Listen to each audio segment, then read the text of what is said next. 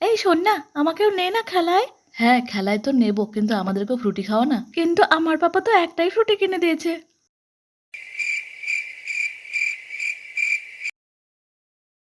দাদা আমার মেয়ের জন্য ফ্রুটি দিন তো একটা। হ্যাঁ ভাই দিচ্ছি। পাপা আরো 8টা ফ্রুটি নাও না। আরে মা তুই তো একা, 8টা ফ্রুটি দিয়ে কি করবি? আমি যখন ফ্রুটি খাই আমার বন্ধুরা আমার মুখের দিকে চেয়ে থাকে।